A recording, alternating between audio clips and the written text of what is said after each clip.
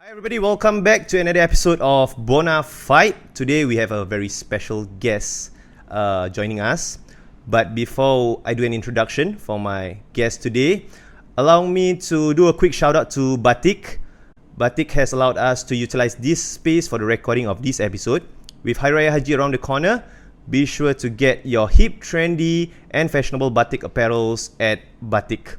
Visit their website www.batique.sg or their Facebook and Instagram at batik_sg. My guest today, he doesn't need that much of an introduction, but in the past 1 month, he has gained a lot of popularity from Singaporeans during the general elections. Displaying a lot of courage and humility, he has actually endeared himself a lot to the general public. A professional lawyer by day and a fairly hardcore gamer by night, ladies and gentlemen, Charles Yeo. Hello. Hey, hi bro. Anyway, Charles, you've had quite an intense campaigning, right? Yeah. Have you been resting or rehabilitating? After the elections, I've been trying to rest up, but I was not able to rest because I was constantly getting messages even until now. These are from the public? The public, Okay. the public. The vast majority are members of the public. So I was actually very shocked that the attention was much higher than even the election itself. Okay. Yeah. So until now I still get a lot of all these messages. Yeah. Are you coping well with this whole so-called newfound attention that you're getting? Because I know you and you've been relatively, you're quite introvert, right? You're quite low profile, but suddenly you gain this kind of like attention. How are you? Actually, I think the first challenge is to keep it real. Even when you have a lot more attention, how do we ensure that our message, or rather my message, does not change from what it was previously? I think to clarify a bit, I am both I'm half an introvert, half an extrovert in the sense that there is I forgot the term, but like sometimes I think the nature of my job and also the kind of stuff I engage in and also my role generally in most organizations I've been part of is to be the public face or to be the spokesman, like a media spokesperson. So that requires me to be extrovert. But actually in my free time I like to be introverted during some periods of so it's kind of a downtime. Correct to recharge. Anyway, bro, I have a lot of exciting or interesting things I want to discuss with you, right? Yeah. But before I jump into that, I want to know more about the formative years, right? You receive your education from relatively the better schools, right? In Singapore and also right. So you were from Victoria School. You went to ACS, which I didn't know. You are an AC boy as well as a VS, and you went to Warwick, University of Warwick, right? Yeah. How did it shape you academically? I must say that, to begin with, I never really thought about. I think I'm going to offer a take that is probably quite different from what most Singaporeans would say. To me, I feel that knowledge is not acquired by virtue of the school itself, but rather knowledge can be acquired everywhere and at any time. So the two examples I would give from philosophy are firstly what Confucius said, which is in Chinese he said that 三人之行必有我师, which means that when three persons walk together, one will be my teacher, one will be my teacher. So in the first place, I don't think I must be honest to say that unlike most Singaporeans, I really do not care about the school that I attended, nor do I may identify with the values of the school, but I don't think the school has a major role to play in my formative years. I would say that the biggest factor in my formative years is really the stuff that I read about, because the other example would be like what Socrates talks about, like Socratic dialogue. In the process of arguing and discussing with people, you actually generate or create knowledge. Knowledge is a product not of the teacher, because based on the Confucianist model, right, only the teacher can pass knowledge, but in the Socratic model, the knowledge would be passed down, would be created through the yes, correct. So you're saying that now whatever formed you wasn't confined in the wasn't confined to the school, but in the process of the during the schooling time, I got to know many fantastic people. I also got exposed to many different type of personalities. I think that is the formative element lah. But overall, I cannot say that the school was a major impact on me, because a lot of times, like, the stuff that I read, or the time that I spend reading about the subject matter that interests me, like like philo stuff or politics stuff, or stuff that is that history. Of course, history is part of the syllabus, but the stuff that I read, even my history teacher, who in VS, Mr. Who was it? Mr. Koo Kay Yong. Okay. Yeah. So I think I have been in touch with him throughout the year. So I would say that he is definitely a very wonderful teacher, and also, but overall, it's not about the school or even the teacher. It is about the system not teaching me what I feel is important in education, or rather what is my interest lah. Yeah. So the biggest formative factor is not the school, but rather the stuff I read.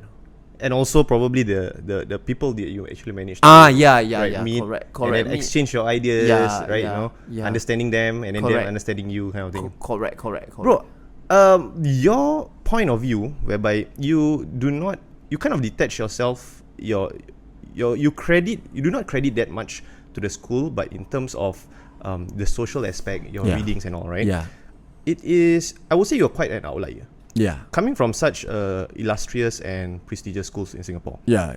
People tend to be a bit more, I'm an alumni of this, I'm an alumni for that, right? And then this will be indicated in the future if, let's say, they are trying to vie for top positions and all. This is an old boy of this, old boy of that, right? Correct. So, when you were in these institutions, did you feel there was a certain amount of elitism going on? Long ago, yes, the answer is yes, but I felt that elitism is created. This is a core part of my message, which I've written about for many years lah. And of course, only recently I became viral due to my bad Chinese. But in fact, the bad Chinese can be used to illustrate the very topic itself, because the education system, first, before we even go into to discuss elitism, I think the first point is that elitism is a product of going through the motion, or rather, there's a separate issue apart from elitism, which is that the school may be an illustrious brand name, but it may not teach you what you need to use in real life. Okay, right. So what's a good example is that because at O level I got A2 for Chinese. I got a distinction for oral, but the Chinese that came up was very goyak in the sense that it is very layman. So there's a big discrepancy perhaps between what my level of written and spoken conversance English versus that. So but the idea was that we have to relook the education system and think about why in this context. Of course, I think contrary to what the state media may portray the situation as being, I have received, like, the vast majority of messages I received are actually very positive and saying that it could be understood lah. But of course, I take the negative feedback which I've seen but was not messaged to me. I agree with it that it could be. At the end of the day, I'm not sure if the electorate is ready for, because it could also show a lack of participation, preparation, that you did not come. But I think all this will be the wider picture lah. True. Yeah. Correct. So, wait, what was the question again? About the elitism. Elitism especially in this kind of schools. For elitism in this kind of schools, the answer is definitely yes lah. But the idea is that I think I talk about these matters a lot in my own. I wrote about them extensively. Regarding VS, I am unsure that there is much elitism, because to be honest, during school period regarding both of these schools, I do not think elitism is a big issue, because regarding VS, I do not remember or vaguely don't remember any elitist behavior. Any gap basically by these persons and also. But of course, I'm not saying that before people condemn me and say that I'm biased. But I'm not saying that. I would rather not comment on whether there is or is not elitism in. But personally, you did not experience any during your tertiary and as Correct, well as correct. I secondary don't schools. think that I experienced anyone bullying people because they are poor, or Higher XCS versus lower SES. You don't. maybe they Right. would shy away from each other, but It's not confrontational. overall it's not confrontational lah. And also I do not think that the idea is that for VS it's not very overt. Then regarding ACS, I would say that most of the persons there are actually very, very progressive in their worldview, and until today they are lah. Yeah. So they are willing to even if they were born in a more wealthy background, they have done their best to. It's just like the issue of Raisa, because people are talking about, oh, she's a daughter of a billionaire. But my point is that even though I don't support the Workers' Party, I want to be objective. The mere fact that Raisa is born as the daughter of a very wealthy person does not therefore make her criticism invalid. Correct. It also doesn't stop her from speaking up for persons who are part of masyarakat Melayu, right? Yeah. Why you have to Yeah. deal with the issue, even if all these issues that she talk about, you have to go in and really listen to the merit of what she's saying. And as far as I've listened to whatever she has written about and all that, these are issues which have been which the state in Singapore have tried to silence or tried to push under the carpet lah. Because elitism can be defined widely. Elitism is, at the end of the day, elitism is also a system that prop up a category of persons that are viewed as part of the elite. So for example, persons who are not denied the right to wear hijab, that will also be a example, because the elitist system will start to allow for this system to be prop up lah. So and it replicates in many different forms, correct. It will replicate, and then it will also intersect. There will be a high degree of intersection between one's racial background and also one's ethnic background. Yeah. So you're saying it's not just confined in school. Correct. Just because of how it may have been right now, then it can suddenly pop up here and there. Correct. In very different forms. Correct. Yeah. I mean, that's a very interesting insight. I mean, the way you put it, it's you really I have to really follow through how you're doing. But you have a very meticulous way of thinking. Bro, let's just touch a bit on Warwick. It's in UK, right? Yeah. How was it? Were you alone there when you go? I was actually met by myself, but there are many Singaporeans studying there lah. So basically, at this uni, I must say that the difference between the uni and the ACS and VS is that at the uni, definitely there was some formative element, because first of all, I was introduced to there are two things I want to say about the uni. The first thing is that my whole life I've been very interested in Islamic law lah. Okay. So I actually studied as a matter of interest, but to be honest, I also chose a module because I didn't really I spent a lot of my time gaming and all that, so I chose a module that I already know the subject matter. Correct. Then I did well at the subject, and I did well in the subject, and then the one who wrote a letter of referral actually was a professor for Al Azhar University. She's educated for Al Azhar. Referral for what again? Sorry. She wrote a the referee. Sorry, letter. the reference. Yeah, her name is Shaheen Ali. She's one of the first woman minister of Pakistan, and the United Nations Vice Commissioner for the Human Rights, like a working group on arbitrary detention. So it was through her letter that I actually got to know Ravi, and I think that Ravi is in your mentor. The mentor, the candidate in 20. So you did not know him in Singapore. I only read his stuff and all that, but then I think after I listened to her and I read some of the stuff that she wrote on the internet, and she's actually coming from the point of view which is trying to argue that Wahhabism and all that is not necessarily the only brand of Islam that is accepted. She's also coming from the point of view that many of the madhabs can be very progressive, and talking about importance of jihad, and talking about we have to start to really rely on Quran and the primary sources of Quran and Hadith, to instead of relying on taqlid lah. So it's quite extensive. You even know the terms, and you are saying it in properly, you say. But because to me, I consider all this like one of my personal interests. So this was a module that you did? It's a module that, but long ago before that, I had already read up about all this and studied it as part of my own personal interest. I must be very honest. You told me earlier that you come from a Peranakan family. Yeah. So you might and your family originated from Malacca, right? Yeah. So you might already have interactions with the Muslim community, right? Correct. Yeah. That is the main point that we want to get through, which is that another main point of our message is that we are not saying that.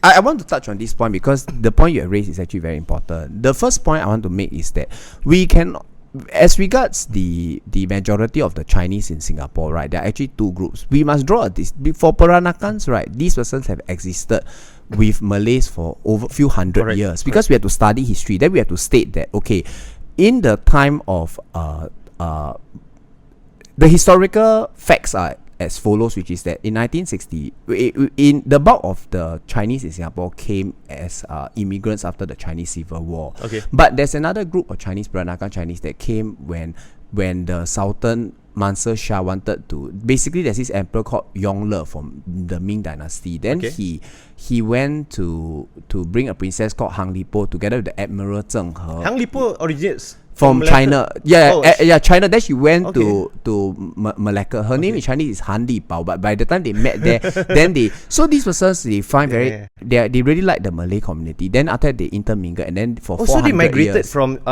China to Malacca. Correct. Because and then they call that home. They call that home because the Ming Emperor wanted them to collect spices from the Malaccan sultans. Okay. Yeah, but of course, there's some disagreement about whether these persons express interest to go because correct. like they are being sent as emissaries. So some people say that they express interest to go. Then some people say that they are being ordered to go, and this is their job lah. So after they reach there, then they like the place. Just like the historical, there's this book Mutiny on HMS Bounty. These persons like the place, so they settled down. Then they start to understand the ideas of like Tanah Melayu. Then they agree with all this. They also agree that these persons will no longer be considered as pendatang. You understand? Because pendatang should refer to persons that are pendatang actually means immigrant. Yeah. The concept of, let's say, where we describe, I would say that over the 400 years, right, after that elapse, these persons no longer, they are able to understand Malay culture, and largely they can interact or understand the way the values of the indigenous people, which is the Malays. That's all. So it's very important to understand this. So then the link is that if we are exposed to this culture, and it took 400 over years for the persons to assimilate. So the point of immigration is that we must start to assimilate, and we must also be willing to assimilate and to adapt to the culture. Correct. Which is, Malacca is a proven proof lah. Correct. It's a living proof lah, right? These kind of things. Hey Charles, it's been your thinking process. It really blows my mind. It really reflects a lot of like the so-called reading, because on Facebook what I see is a lot of gaming, but I believe throughout your years you've done a lot of reading. I mean, really the references that you give, I really need to look them up. Okay, I have something. I want to ask something that is a bit more. It's been on my mind a lot, and I have been dreaming about asking you this. I believe because you'll be the perfect person for me to ask this question. Right. So, I believe in every society, right, there's a pyramid. Right. So in this pyramid, right, individuals with certain characteristics, they go to the top. Certain characteristics they go to the bottom. Right. So in the societal pyramid of Singapore, right, the demographic that you belong. Okay, you belong to the majority race. Correct. You are male. Correct. You are young. You are highly educated. Right. So by virtue of this, you'll be catapulted to the apex of this society. Correct. So now, the thing that and the fact that you'll be catapulted to the apex, right? You'll be exposed to in my opinion, I'll just say my opinion. You'll be exposed to a greater amount of opportunities as compared to everybody else below the pyramid. So why do you feel that we need a change, or why do you feel that in our country, right, there are certain policies or the system needs to be tweaked? Because it is not for your benefit, I feel. Correct. Right? Because you belong to whatever I described earlier, right? Why do you feel that? Okay, the answer is like this. First of all, I want to agree with you 200 or 101% that there is a pyramid. And in fact, I'm very happy that I came on the show today, because I use this concept of the pyramid to explain or discuss about that this issue in all my live videos constantly. So before we even go further, we must talk about, broadly speaking, most persons in Singapore will agree that the pyramid in Singapore is something as follows lah. At the top of the pyramid, level 1 would be senior PAP. Then level 2 would be junior PAP, like MPs lah, and level 3 would be just to summarize, and because I said this many times in my other videos also lah. Level 3 would be persons that like LTC colonel and above, and also doctors and lawyers. Then level 4 would be like encikes or like middle management and all that. Then level 5 would be Chinese that are stuck in jobs that are dead end. So they are like, for example, I mean, they have forced to do Grab food, for example, or they are from the ITE, so they are being marginalized. Then level 6 would be minorities, because they have a further issue further and beyond level 5, which is that scientific research has shown that people tend to hire a person of their own race unless they are very woke and very aware.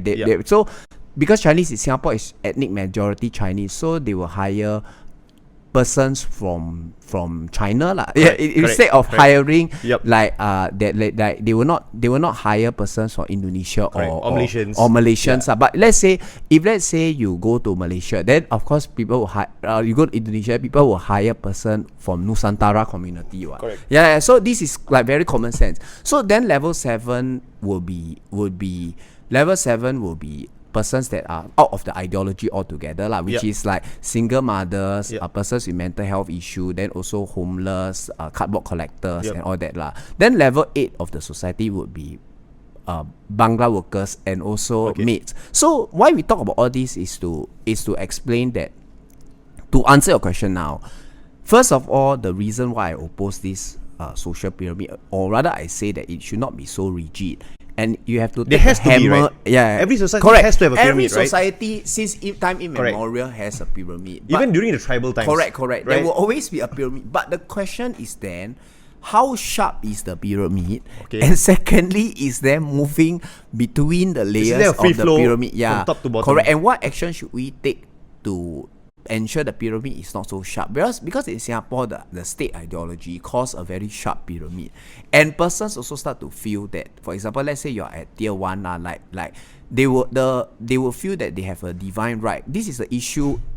It is a modern version of the divine right of kings, whereby they will start to feel that they got the right to bully and boss people around. Then they will act very cruelly. So when you look at all this, right, it will lead. My first reason why I oppose this is because such a rigid pyramid does not accord with the moral theory or the philo that I've studied, and I feel that there's a moral duty to come forward and criticize. Secondly, I also want to say that from an instrumentalist or a pragmatic point of view, there's also a big problem with a rigid pyramid, because the rigid pyramid will leave out persons whose capital or value is important. You know what I mean?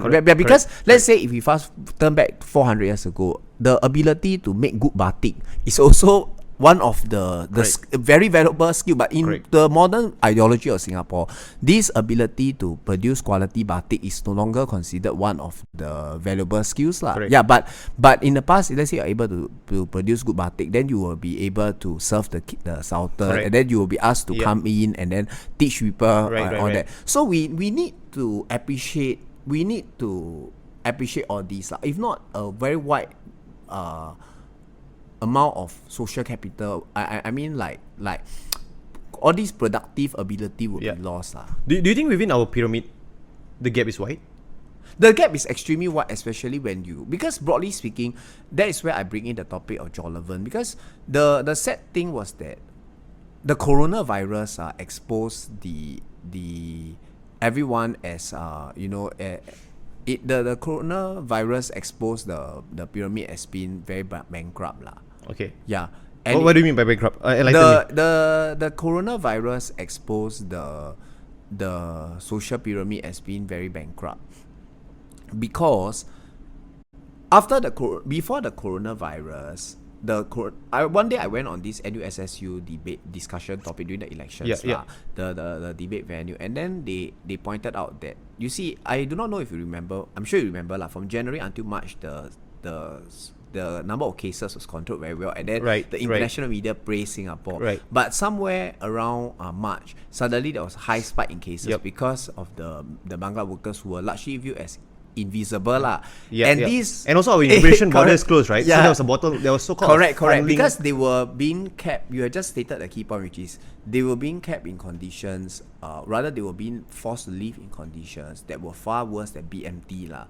BMT is about BMT as in BMT, NS, BMT. Okay. So they were forced to live in very close conditions. Therefore, the virus broke out. Then the next question to ask is that, had the morally bankrupt ideology of Singapore failed to identify, because these persons under the state ideology they are invisible totally. What if level 1 you are constantly visible at level, then these persons are invisible. But the next thing is that, should the society treat them like this? Then the third thing is that is it right for the society to treat them in such a manner based on the fact that if you look at religion, they also have an inherent worth. They have an inherent. All the major world religions would recognize that, whether it is Christianity, Buddhism, they would like, let's say of Buddhism, they will say that he has the innate capacity for Buddhahood. Then for Christianity, of course, they will realize that they will say that Jesus also died for his sins.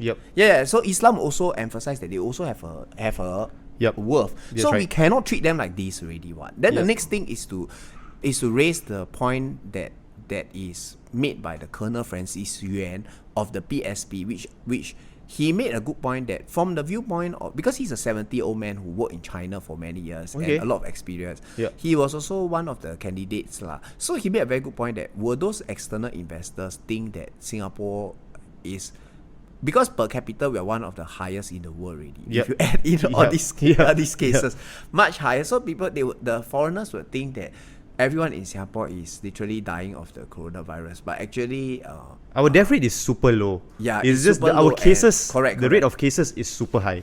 Right, considering how small we are. And even until now, where so much time has passed, I would note that the cases is still about how much yesterday? 200 plus. I think it's still 3 digits.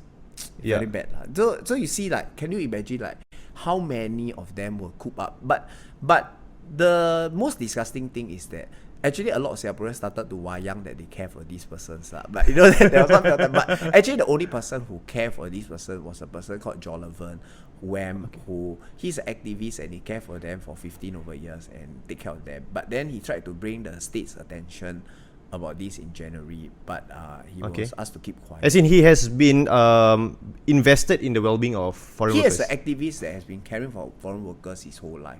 He also fights for... He's Singaporean? Yeah, democracy. His name is Jolavan Wham. WHAM. He was threatened by Josephine Teo and all that lah. But anyway, the idea is that this person is he really cares for the migrant workers lah. So I just want to say that the state ideology was found to be very bankrupt because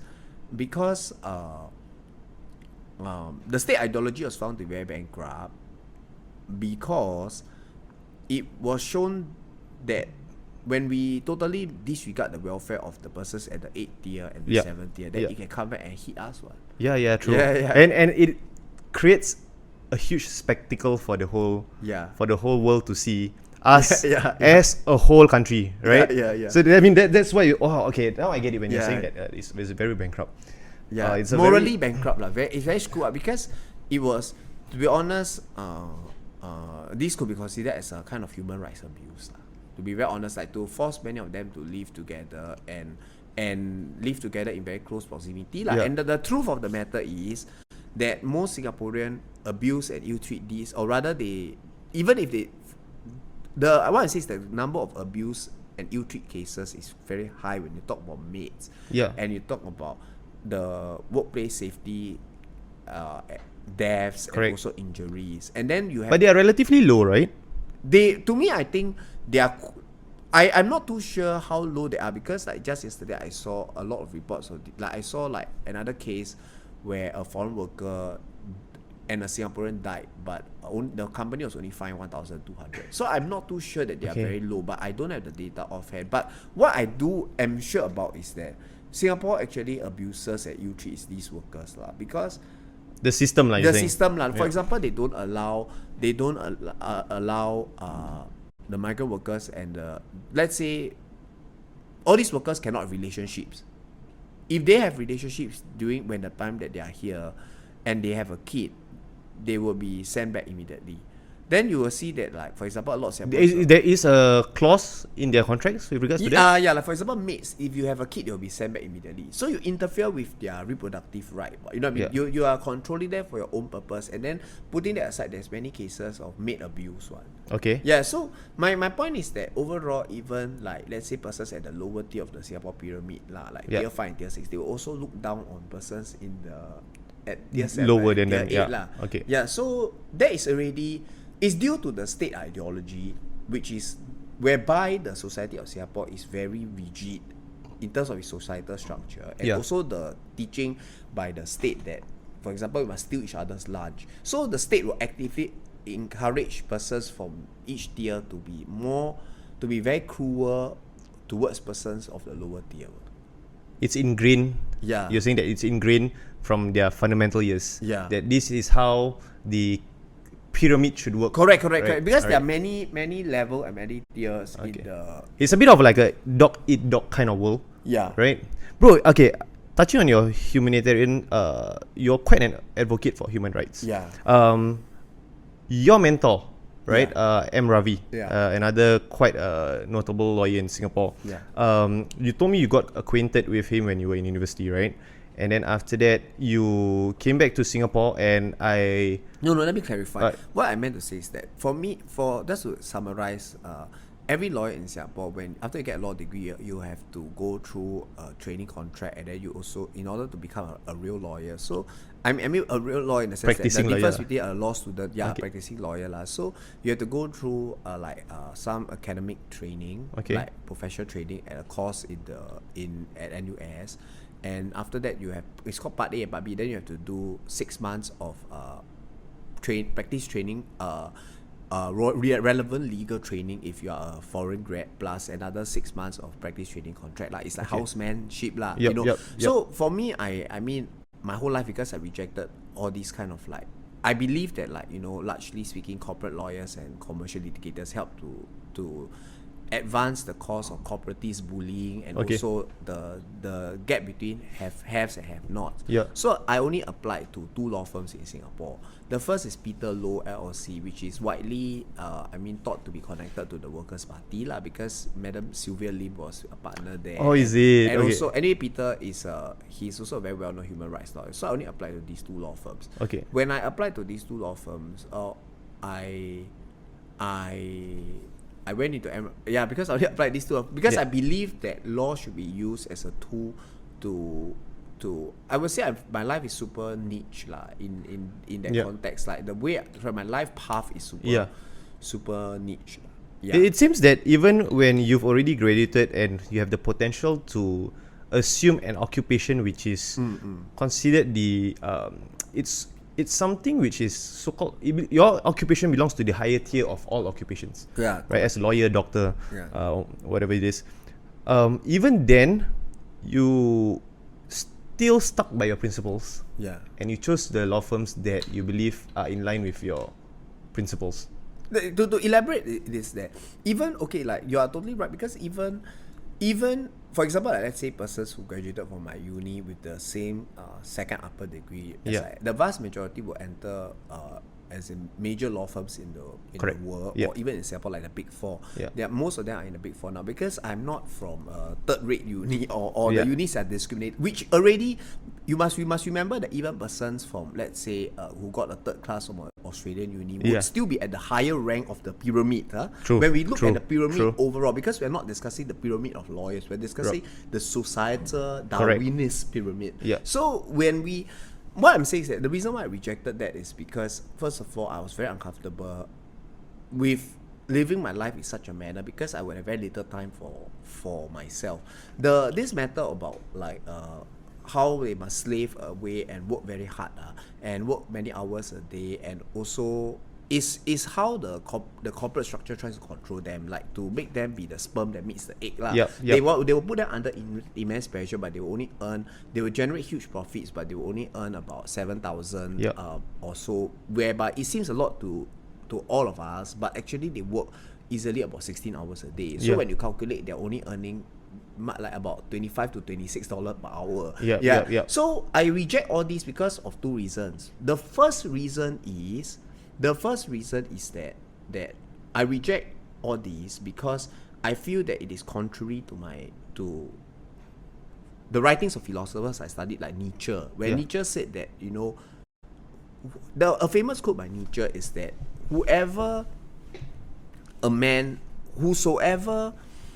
a famous writing by Nietzsche is that even if a man is a scholar, an official, or a king, if he does not have 2/3 of the day for himself, he is a slave. And 2/3 mean that in that context, it meant of the waking hours lah. So let's say you sleep 8 hours, there will be 16 hours left. So you must have at least 10 hours of free time. And you cannot, in order to, not free time to idle or sleep at home, but to ruminate about what is important, what is worthy to you. So how you can improve the society. So based on Nietzsche's adage alone, we cannot accept the states, this ideology of becoming a corporate lawyer or to fit in already. So it's a big X. Then the next reason why it's a big X is also because I feel that putting aside the issue of me having enough time or that, I also feel very uncomfortable with how these law firms are the oppressors to keep up the corporatist kind of system. Correct. To maintain the balance lah. So whatever has been set in stone right now, they are trying to maintain the balance. Yes. You see, that's why we wrote you hit the point, because they are like slave whippers, and they are the entities that keep up the socio-political structure. That they are like for want of a better word, they are like the SS during the time of the Nazis lah. Of course, we are not saying that the society is that bad or evil, but we are saying that analogically speaking, they are like the person. Let's say in Islam they talk about Prophet Musa, you know. So what is the story of Prophet Musa? That he went to oppose the Pharaoh. Then the Pharaoh has many persons. This Ramses II, the Pharaoh, he will have many persons under him to ensure that they are whipping, to halt the progress of the prophet, correct. That is all but I think compared to most people, I take all these things seriously. So most people, they read already, then they are like, okay lord, just conform lah. But I believe in every time and age there will be such persons who take it seriously, because the best example is that, for example, let's say now you go to Shenton and then you start to shout, women should be allowed to vote. Nobody will care about that. But 100 years ago, even a wealthy man who shout this will be considered mad. And they will lock him up and send him to an asylum. Condemned. They'll be condemned. Because the ideas keep on changing, you see. So there was like this famous case in Canada whereby 5 women went to petition the court to ask that what is the definition of persons. And the definition of persons then does not even include women. So they only allow white land owning men to vote. So it's very niche, you know. It's very, very particular. But my point is that I don't really care because I believe that history will vindicate my ideas. And we are looking at the time frame of T plus 50 for my ideas to get accepted.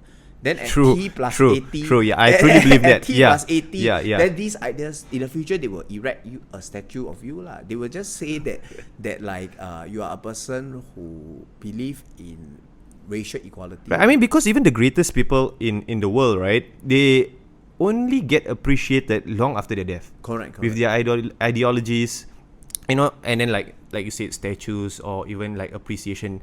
A lot of these geniuses or even great people, they are only appreciated long after, right? Because they were probably ahead of their time, right? And during that time, society wasn't able to subscribe to what they were saying. But then years later, they'd be like, aha, right? This was actually what the guy was saying, right? There was the whole thing that you were building up towards, right? Yeah. Right. And then, bro, okay, this thing I want to ask, your whole GE general elections, right? I am actually very intrigued to know.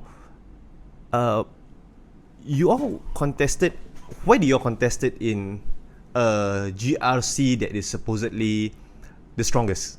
Okay, the answer is because for the longest time ever, people didn't want to contest there and they were out of respect. But the Reform Party, as you will know, I don't know if you are interested in Singapore politics, but I'm sure the Reform Party is one of the most ideologically opposed to the PAP because we do not even agree. Like for example, that's why I talk about ex-PAP and PAP light lah. Yeah. If you follow the news, because we are coming from a point of view that the PAP value system has to be repudiated all the way.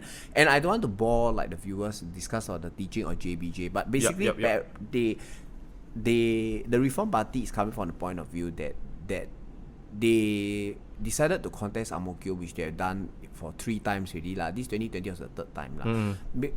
At the beginning, the decision is due to symbolize that the Reform Party decided to symbolize that we are ideologically opposed to the PM. So, for example, if let's say the PM is in another place, then we'll go there and contest. I see. Okay, so basically, it's to drive down the principles of your party. Correct. To go against whoever is leading the other party. Correct. Because we also feel that we, for want of a better word, we are radical opposition lah. Like we do not agree with the values of the PAP. We also strongly disagree with the Darwinist pyramid. We strongly disagree with all this state ideology. Yeah. Bro, a bit away from the political side. When you were doing your GE campaigning, right? How was it walking the ground? Ang Mo Kio has a lot of older generations, right? It's not easy. How was it like for yourself? Like how was it? Because I believe you did cover a huge amount of ground throughout Ang Mo Kio. Ang Mo Kio is not a small town, right? It was very hard lah. Like honestly, on this point, I must admit that I was not really up to task, but I tried my best because Bro, come in, sorry. I tried my best because the area was very huge, as you say. Plus, a lot of them are mostly elderly folks. So I just tried to interact with them, and then I also. But it's actually huge because some parts like Fernville have a lot of young couples about our age, and they support us. But the bulk of them, sad to say, they belong to that generation that their vote is almost confirmed a PAP vote lah. Alright. So we just had to make do with what we have, and then we continue to walk, and it was extremely tiring. But how was it talking to the people? Like, okay, your conversational Mandarin, how is it? Because I believe a lot of the older people over there, right? They converse a lot in their own mother tongue. It's not good. It's not good. But I am able to. But I was able to communicate and connect with them. But the problem is that you see, the one major problem I think I will face is that when I speak to many young persons, because they are more liberal minded, or for example, like let's say I speak to you, or even I believe I speak to your cousin or whoever is, even if they are Chinese, they will not say this person is talking nonsense, because they listen to all this. Then perhaps they may say this person is not practical, but they will not say that this person is talking nonsense. But because of language barrier, then but do you experience it a bit? A lot. Oh, okay. Quite a lot lah. Okay, especially with the older people. Yeah. Bro, okay, recently you there was this thing whereby you had a bit of exchange with tech CEO. Yeah. Right? So he offered you something and you rejected. Right? And this was actually fundamentally because of the principles you had. Yeah. And you were telling me as well just now, when you were looking for a law firm, it was based your priority is that it is in line with your principle. We'll still continue to do that moving forward. I mean, you are only 30 years old. You probably have another like 50, 60 years. There'll be more things that will come your way and probably may compromise your principles.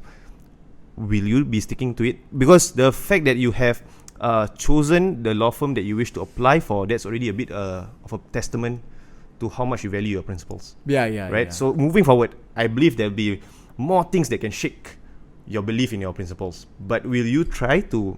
I will try to lah, and I think whatever I say is very true lah. Because at the end of the day, no matter whatever I say, I'm only 30 years old, which is let's say you compare to Tan Cheng Bock, I'm less than half his age, and I mean, I think at 30 years old, one major challenge is that the person may still be idealistic, or he may not. I can see why. I'll try my best, Yeah.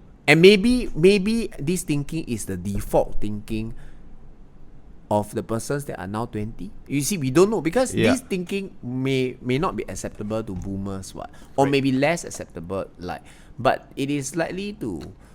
Can we say that the thinking will also change of the society? Then my thinking will not be so different already, True. So then then in that case, then the question you ask may not even arise. Because the norm has shifted, right? Yeah. But right now, what do you think of the mindset shift from the baby boomers to the millennials? It's a very big mindset shift, because now for millennials, I think we talk about bread and butter issue. They are willing to consider gig employment. They are also willing to consider multiple jobs. And this thing will start to influence a person's thinking, because when you let's say you sign on to only one job, or you buy into the society's ideas of being conformist, then largely your views will be a conservative, because you are not likely, which is reflected in the baby boomers, right? Correct. You are not likely to even sampling the persons from VS for example. I mean I noticed that most of the persons with more liberal views, or persons that contacted me, when I click on their profile and I look at them, they are mostly self-employed, or they feel that a certain degree of adventurousness should be respected so there will be a shift. Do you think it is right now the baby boomers are really towards the, how do you put it, their age span, they are towards the correct end of the age span, and then the millennials are the one right now with the whole their contribution to the society in terms of economics and all are the highest right now. Correct. Do you think that there's a big divide right now in that mindset? Yes, it's kind of a 50-50 there's thing. A big divide, because honestly the majority of I would say that let's say we talk about like racial equality, or we talk about racial harmony. The racial harmony that exists in Singapore is quite fake, but of course we must be observed. It's not totally fake also, because what I'm saying is that there's just a lot of like oppression and marginalization, which they try to silence minorities from talking about Okay. But overall, there was no overt hate between. I don't think there's confrontational hate between persons of different races in Singapore, but just that they keep people's mouth shut from talking about all these. But I do not think that there are any that there's major acts of violence by each race towards another race. I don't think this is. It's not openly confrontational, especially in Singapore. But do you think that you were talking about racial harmony, how the baby boomers were fulfilling their duty for racial harmony, and how the millennials, do you feel there's a bit of difference? There's a big difference There's quite a big difference, because for millennials they were willing to openly discuss that, but most of the boomers even are still quite racist I mean, both including minorities also, they generally will prefer to keep more to their own race, and they also would not accept the concept of interracial marriage and also they just come from a different time, but nonetheless I'm sure that for the boomers, they still live peacefully with each other compared to the boomers of other society around the world, where race is a real I mean, you're talking about like violence or fighting and burning things and all that. Talking about these like societies from other countries, right? Which countries' ethos do you so-called admire? Taiwan and Hong Kong. Why? Because they are democratic in nature, and they believe in freedom of speech, yet they are Asian countries. There are societies that democratic institutions really work well. Also New Zealand, because I think that is a good role model in the sense that it is a relatively small country, but yet there is the mindset is progressive even for these three countries, their ethos are something that you can relate to as well. Correct. And do you think I'm not good with politics and all, right? But do you think it is possible, not whether Singapore wants to, but is it possible to replicate certain of the good things that are happening in these three countries in terms of the ethos? I think it's possible, and it's also largely depending on the societal consensus. Like, does the society agree that there is such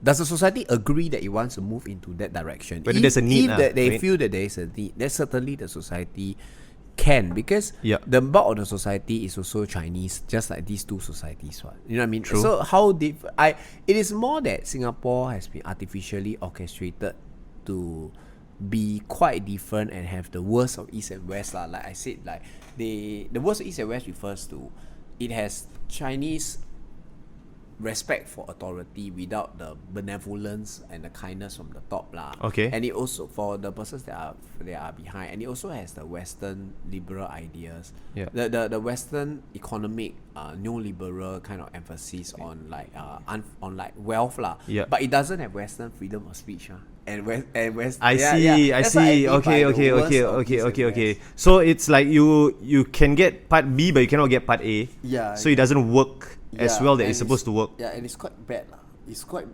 bad. But of course, not everyone thinks it's bad lah. Yeah. Interesting. Very interesting. Bro, just now we were talking about the human rights. Yeah. And like I was saying earlier, your mentor M Ravi, he's a big advocate for human rights. I read the news and he has represented quite a lot of death row inmates as well. And you share the same kind of like thinking with regards to human rights. What do you think of the human rights law in Singapore? I think a lot of international commentators have said before many times that the state of human rights protection in Singapore is very bad lah. So this one I will refer to. I mean, it's widely documented that Singapore has been criticized for human rights. Sorry. Has been criticized for human rights Yeah. abuse lah. And of course, when you talk about for example, like caning is cruel inhuman punishment, talk about the death penalty, there are a lot of arguments to raise lah. And the problem is that the state is targeting persons who are poor and also persons who are minority to sentence them to death lah, rather than attacking the persons who are really responsible for attacking the persons who are really responsible, who are the drug kingpins are the one at the top lah. Yeah. So, but I think for this matter, suffice to say that I think the level of human rights protection in Singapore is really very poor lah. Okay. You were saying you were indicating about the punishment about for, let's say, the capital punishments, right? But it seems to work in Singapore so far, right? Yeah. With our low crimes in like so-called dire vices, such as like drugs, right? So the trade-off is there. Correct. Right? So on a more societal point of view, why would we want to change that?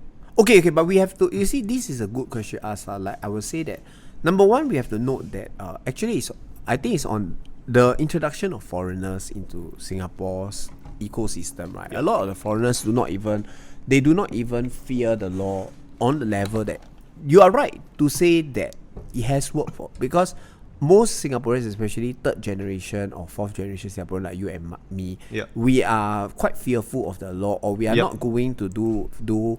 But you see, that's why I say that in the first place, the introduction of foreigners is really going to destabilize that. Right. So it would already, because these foreigners come from the point of view that they don't come from a society where the law is very strict. Yeah. Okay. So do you think that like I said, I just want to seek your opinion as to why with regards to the capital punishment, right? Do you think that right now it has to be changed from, I don't know, probably like a death sentence for manslaughter? Does manslaughter get murder? Does manslaughter get death sentence? Or for this, we are saying that there should be that instead of the death penalty. I mean, when I say we, I would say like human rights advocacy are saying that it should be commuted to life imprisonment instead. Right. And that life imprisonment would be more in fact, the deterrent value of life imprisonment is higher. And we are also saying, because at the end of the day, the person is alive, but he cannot do what he wants to do. Right. Yeah. So isn't that a strong factor in favor of and I would say that a lot of the persons who who are in the first place, the persons who live a life that they are likely to do all these death penalty may not be a deterrent to them at all, because the life that they are facing every day is worse than death, and they don't have a choice, or they are desperate enough to do that. So the correct way is really to target the ones at the top. And as regards the ones who have been arrested, they should be. I still say that life imprisonment is a more credible deterrent. But from the way that you were explaining, for example, in a drug operation, you would give that ultimate punishment to the one at the top rather than the runner. No. I will not give the ultimate punishment to one at the top. I will try my best to. I will devote resources to tracking him down. But even at the one at the top, we would still impose death. We will still impose life imprisonment on him without a possibility of parole. I see. It's still actually, if you think carefully, I am not sure that most people will. If we impose life imprisonment on him without possibility of parole, I would say this is actually a stronger or very strong deterrent one. Yeah. True. Yeah, I mean, the fact that they're not able to live their life according to what they want. Right? Yeah, every day they'll be staring into blank space, thinking like, what my life would have been if I wasn't here. Something like that, right? Yeah. And isn't this a better punishment, and also than the death penalty? But do you believe in rehabilitation? Yeah, we that's why I say that the issue is about that one will be for society to decide. Like, does society feel that these persons are still capable of being rehabilitated? And that is why we are in a favor of overall. It is quite a complicated issue, so because you have to see that for some type of drugs, they are not. We are in favor of, but I think this topic is a bit too sensitive or difficult to engage in the span of. So I don't want to be seen as oversimplifying the issue, but just that we want to say that there are many issues, like number one, what kind of drugs should be legalized. Number two, because like alcohol and cigarettes are also a kind of drug, but society has defined them from an economic point of view as acceptable. Yeah. I mean, they do provide the same kind of somewhat addiction, right, as drugs, as we are saying, but they, from an economical standpoint, they are taxable. Right, this kind of thing. Right. Anyway, bro, I just want to ask you, in terms of the Singapore, how Singapore is right now, how do you rate the cohesiveness of us? Do you think we are more cohesive or more divided right now? Especially judging from what you've seen during the GE. I think we are more divided on political lines, but the society is still not very fragmented. It's still largely there is a very core pool of the silent majority which may be in favor of the PAP style of governance, but amongst the young, they are starting to. If you look at the result in Sengkang, and you look at I literally walked the ground, that I saw that. You even walk in Sengkang? No, I walk in the area of Fernvale, which is it is already in Sengkang. Honestly, in Sengkang locality, and many of them. It's not Ang Mo Kio vicinity. It's not Ang Mo Kio. Fernvale. Right. Fernvale is, they will purposely move out of Sengkang to stop the Workers' Party from winning, but they still won lah. If you go there, you may have a shock, because most of the persons there, they constantly commented on my Facebook video to tell me to go, and they also told me that they have a lot of supporters there. And when I reached there, like, many of them gave me gift and also treat me to a meal, and they really represent the thinking of the future lah. What kind of gifts do you get? Are they just like kuih lah? Any weird ones, bro? No, nothing. It's just like kuih and drinks, all this like onde, then also the kuih kosui and then all that lah. Oh, bro, good stuff, bro. That's all. But it warms your heart, right? To get this kind of like, correct. And they also the more important thing is that they actually agree with the core of our message lah, and they may. It gives a lot of hope, though. So we are hoping that with every year that passes, then more will be churned out lah. I mean, like, more, but of course. We don't know lah, honestly. I really don't know. It's too early to talk about this. Bro, what are we at? 55? 58. Okay, bro. When again? Sorry? No, it's okay. It's an informal setting, so don't worry. Okay, actually, just a few more topics before we end off, right? I just want to touch a bit more lighthearted, right? you know the whole thing where about the when you appeared on TV and the Mandarin part, the reading of the Mandarin, and then after that, you became viral for a while. Yeah. Before the whole GE, were you prepared to be No. put on the spot of becoming a viral sensation? No, because no, of it. So how did you cope with it? Because a lot of crazy things happen in my life lah, so I just cope with it the way I cope lah. Yeah. How was your how do you take care of your mental health during the whole GE, especially like when certain things didn't go your way? How was it?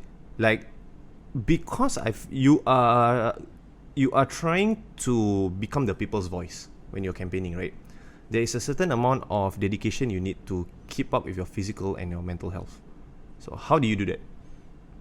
I'm not sure that I have done that because I think I continue to struggle with that, and I continue to struggle with a lot of worry lah, and also the level of messages. But I'm trying to, because I talked to one of my friends or rather one of my supporters that she's a psychiatrist at IMH lah, and then she contacted me one day, and then she just straight told me that actually she sent me this article like how to deal with all this fame and how to accept that I can't entertain everyone, everyone, because really there's like, it's not that I'm a very much a celebrity or what, but the thing is that because I don't have admin, you see, like for example, I don't have admin, it's only myself, and I want to keep it real. So I think the percentage of persons I can interact with of the person message me is about maybe about 20%.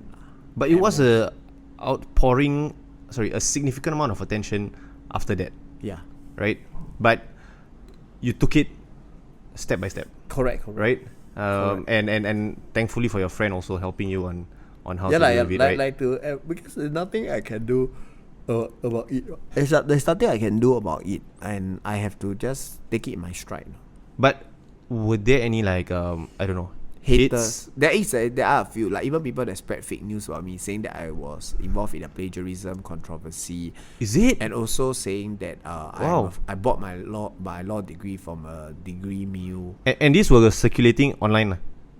Not really circulating, just a few of these comments that people brought to my attention. But overall, the vast majority is still positive. But these people who were spreading so-called fake news, are they somehow related to you? And they claim to be related to me. Like I said, I'm very bad as a lawyer. But I think overall, my for persons that know me, then my track record will speak to myself. Yeah. Yeah. And also, speaking of track record, you have quite a established track record in your gaming. Let's talk a bit more about that. No, bro. I am not really. I play a lot of games, but I don't think I'm very good lah. But like the idea is that I think I don't know if the persons who view this video would like to hear about that. But I actually spend. Bro, okay. Just to enlighten you, this is about Charles Yeo. Okay. It's not about politics or anything. This because with whatever new followers that you've been having, this gives an opportunity to shed some light on you, right? So, bro, gaming is really part of life. Yeah. Like you said, reading, gaming, and now politics, right? So, shed me some light on your gaming, bro. You play Dota, right? And another game, what was it? WoW Classic. Bro, WoW Classic is I don't play computer games, so it is basically like a MMO game. It's one of the most popular games in the world. Yeah. Then I do content for many years, which is like with many other players, and there's like strategy involved and teamwork involved. Yeah. So I think it also makes me very willing to stick things out and to endure. That is where I come from. The point for like WoW Classic and also WoW Retail. These are games that are very popular, I mean, around the world. So I'm sure the viewers will know about that. Yeah. Yeah. But you game, is it as an outlet for you to have your downtime?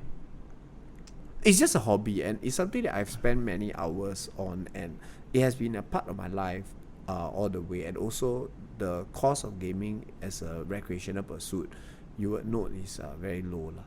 Okay, and it allows you to stimulate your mind, and also it allows you to gain a sense of achievement, and also I think most importantly, it allows you to interact with people.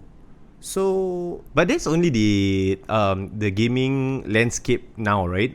Back then, probably when we were in secondary school, it wasn't so established whereby you Yeah, can it's still record. people think that is like, but even then there were many persons in our school who go to land shops with me at Roxy Square, and I mean then they will shout like, you are wearing school uniform there, but Yeah. but you see, at the end of the day, humans have a lot of ways of engaging themselves. Like let's Yeah. say the people that didn't go to land shops, Yeah. then some of them would go and talk to KC girls at the bus stop. Yeah, You yeah, see, yeah, that, yeah, that is yeah, yeah. another. So Form, the yeah, of it. but these are all their. There's some people who go to the library. Then there are also some people that they would go to the East Coast Park, Yeah. McDonald's there, Right, and right, just right. lepak and see there. Yeah, So correct. the idea is that I think the need for human interaction is something that will, even if you are born, but Yeah. even if you are a young kid, you also will want that lah. Bro, it has been very, very interesting picking your mind, picking your brain with regards to all the things that we have just spoken about. I'm gonna end it off soon, but before that, right, is there any shout outs or any plugs that you wanna do? You can do so to our viewers. I don't know, do you wanna plug your gaming Instagram or what for people to join you and all? No. You Anyway, thank you guys for listening to me ramble about all these topics. But you guys, please follow the Reform Party on Instagram, or you can also follow me, Toxic State Narrative, that in SG. That is, the Reform Party is TheReformParty, and your and Toxic State Narrative is ToxicState. The moment you type in these two characters, these two words, you will see the username suggested. So you can follow me, and I will engage you guys there. Thank you. Thank you very much, Charles. It's been a great pleasure speaking with you. And that's it for today. Thanks, Charles.